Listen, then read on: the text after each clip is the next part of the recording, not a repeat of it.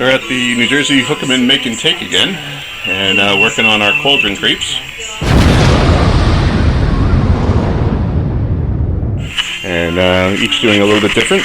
I'm working on my hot coal effect. This is the cauldron. What I did was I took the chicken wire, shrunk wrap, saran wrap, and plastic wrap, I should say. And now I'm going to put the great stuff foam on it. And I covered up the cauldron because I want to be able to remove the cauldron afterwards. So I put some plastic wrap on the cauldron, and hopefully I'll be able to just lift up the cauldron afterwards. And once it sets up. Oh, screw it. Exactly. Ah, screw this. Where's this go? Woo-hoo! Where's your pizza? We're going to put this piece in here. Just go to the back of your face. Go over that. So I've removed the plastic, and now it should air dry all around. I spray painted the ring of fire here, the coals, and the reason I spray painted it instead of using a brush to paint it on was I noticed that the foam had actually swelled up a lot, had expanded more than I had intended. And although there is a lot of spaces, I'm not sure if you can see in there, I'm figuring I'm going to have to drill through holes anyway. The spray paint, when it covers the plastic, though, is still kind of translucent, so I'm actually not too worried about it having made it too dark. And it's also kind of quick to do. I painted the inside black as well, so that it doesn't show up too much. Although, being as it's all plastic in here, it hopefully will provide a little bit of a glow underneath the cauldron. So what I'm doing now, creating the ash effect by dry brushing on gray paint. So that's what I'm doing right now. Just dabbing the brush into the cap, brushing it off a little bit, and now just lightly going over the coals. You have a look at the coals when you're burning. They're actually white hot, and they have this look to them.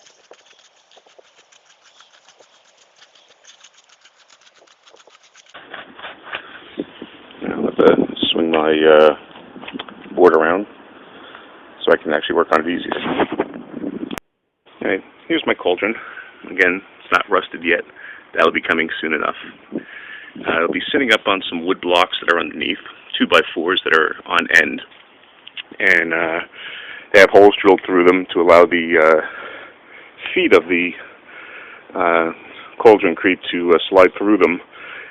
Locks the cauldron creep in place underneath the cauldron, and raises the cauldron itself up off the ground so that a 1.5-inch PVC pipe can be run through them and then come up through the middle of the cauldron. I don't know if you can see that hole there.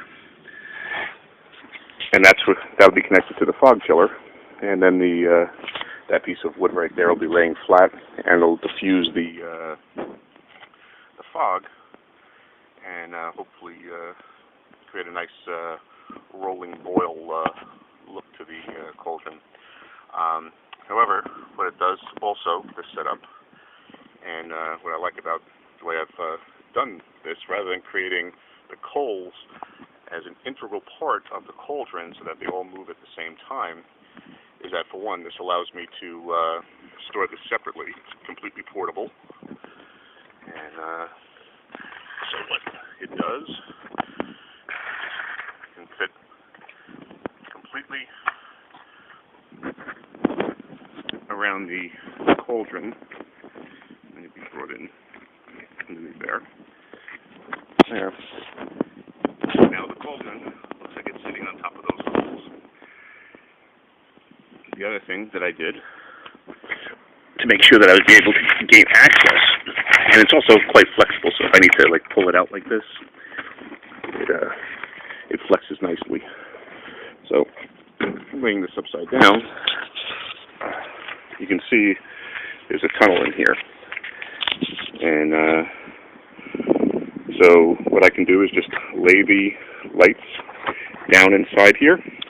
They're completely easily accessible. If I need to, I can put maybe a piece of duct tape over, every couple of inches, just to make sure they don't fall out.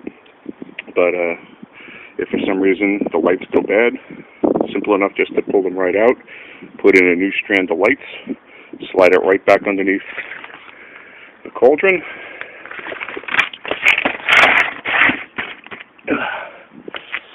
and it's ready to go. Did I mention, by the way, it helps make storage a lot easier, and also minimizes the weight if I had like a board or something underneath there. So yeah, I like it, and I think it looks good. So I'm going to try and stick my lights in there and see how it looks in the dark. It was a very simple process of laying in the strand of lights into the channel. Just need to forewarn you that I'm in the midst of having a massive back spasm, and so if I'm making odd noises at times, that's what it is. Of course, I can't let such frivolities get in the way of making Halloween props. But yeah, so if you hear some grunts and groans, that's what's happening. My back is spasming. Okay, I was able to, stepping up here slowly, lay the lights in, starting at this end and going all the way around, and then back, and then back 3/4 of the way around again with the 100-strand light. So, and I put some duct tape over the bottom at different points, so it'll show up on the inside, but that's going to be underneath the cauldron, so you'll never see that. And then these are attached to the bottom of the foam. So now, turn it over,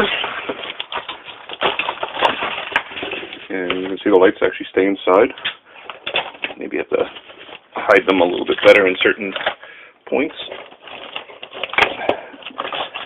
but that's simple enough. And again, this is inside, not on the outside. So maybe I should turn this thing around so we'll actually be able to see how it looks. All right. You didn't think a thing like a small back spasm, a big back spasm, was going to stop me from completing this. I wanted to see what this would look like. So I carried the cauldron in, moved it to a new storage closet, and here's what we got. So, cauldron sitting on top of the coals, and I don't think I'm going to have to drill any holes at all whatsoever in this. It gives a nice glow all the way around, and with the lights out, I think it provides even a good glow underneath. Add in a flicker circuit, and this should be good to go. Of course, you can't see the cauldron right now. That's not important. It's the coals that are important, and I think they look good.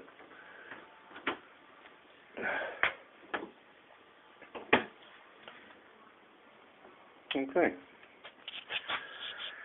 So, if you like what you see, subscribe to the channel and check out my blog, www.devilseve.blogspot.com, where you'll find a lot more ideas and information on Halloween and haunt-related topics. Thanks for watching.